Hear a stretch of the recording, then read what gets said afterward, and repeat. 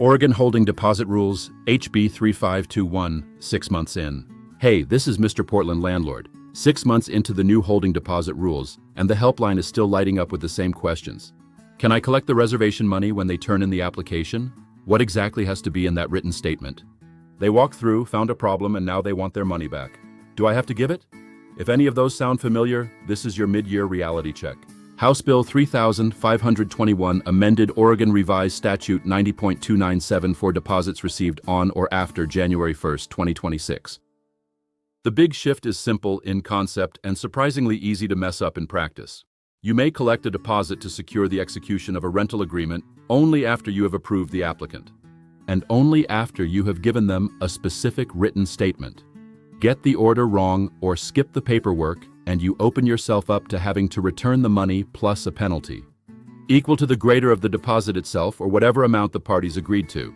And the 5 business day clock is short. Here's the only order that works now. First, screen the applicant completely. Credit, criminal, rental history, income. Whatever your criteria are, applied consistently. Second, approve the applicant in writing.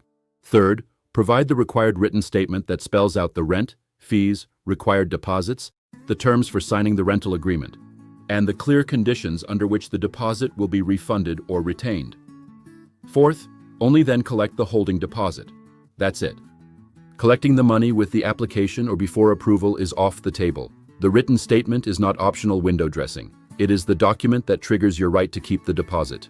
At minimum, the statement needs to cover the rent amount, any fees, the required deposits, including the holding deposit itself, the terms and timeline for actually signing the rental agreement, and the precise conditions for refund or retention.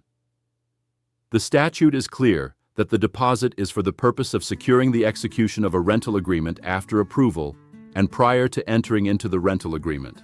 Strongly recommended, pick up the current ORHA Form S7, Deposit to Hold Agreement from the Oregon Rental Housing Association Form Store. It already contains the post-HB 3521 language, approval first sequence, written terms, 5 business day refund, material habitability exception under Oregon Revised Statute 90.320 subsection 1. Using a standardized attorney-reviewed form reduces the chance of missing a required disclosure. You can grab it at the ORHA store, just search for Form S7. If you fail to execute the rental agreement, or if the applicant rejects because of a material defect relating to the premises habitability as described in Oregon Revised Statute 90.320 subsection 1, you must refund the full deposit within 5 business days. Delivery can be in person at your office or by standard first-class mail. Miss that window without a legitimate act of God excuse, and the penalty is the greater of the deposit amount or the amount the parties agreed to in the statement. Material habitability issues are the serious ones.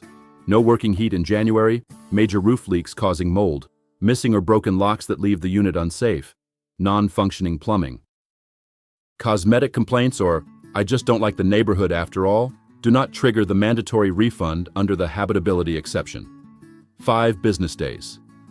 Calendar it. In the Portland metro area, the state rules sit on top of the city's fair screening ordinance and the minimum income requirement table that took effect in May 2026. You still have to process applications in the order received, with limited exceptions, give the required notices, and stay inside the income-to-rent ratios. The holding deposit sequence does not override those rules. Screen and approve first, issue the written statement, then collect the deposit. Mixing the timelines is where most of the helpline calls are coming from. The biggest pitfalls we keep seeing 6 months in: collecting the deposit with the application just to hold the unit while we screen, using an outdated form that still has the old 4-day language, failing to document the exact time the written statement was delivered and treating every walk-through complaint as a habitability defect. Document everything. Timestamp the approval, the statement delivery, and the deposit receipt. Keep copies. And now a couple shameless plugs. If you want the current landlord forms, the training that keeps you out of these traps, and a community that actually fights for owners at the legislature, come join the Portland Area Rental Owners Association at PAROA.org. Membership gives you the tools and the voice that solo operators simply do not have. And if you own in the Portland Metro or Central Oregon and you are tired of playing traffic cop with applications, deposits and move-ins, the team at Northwest Real Estate and Property Management, that's Northwest Real Estate and Property Management, Committee handles the entire process correctly the first time, so you do not have to. Quick compliance checklist you can run every single time. Screen completely before any deposit talk. Approve in writing. Deliver the written statement. Use that ORHA Form S7. Collect the deposit only after the statement. Calendar the 5 business day refund deadline the moment a deal falls through. Document delivery of every piece of paper or email. Keep the sequence clean, no shortcuts. 6 months in, the landlords who treat the written statement. And the approval first sequence is non-negotiable are the ones sleeping well. The ones still winging it are the ones calling the helpline. Choose which group you want to be in. So here's my question for you. What's the one step in this new sequence that has tripped you up the most so far? Drop it in the comments. I read everyone. Hey, if you're a Portland area landlord, come join the community over at www.PAROA.org. We've got education, forms, networking, and we fight for your rights at the legislature. And for owners in the Portland Metro or Central Oregon looking for hassle-free management, check out the pros at www.northwestrealestateandpropertymanagement.com.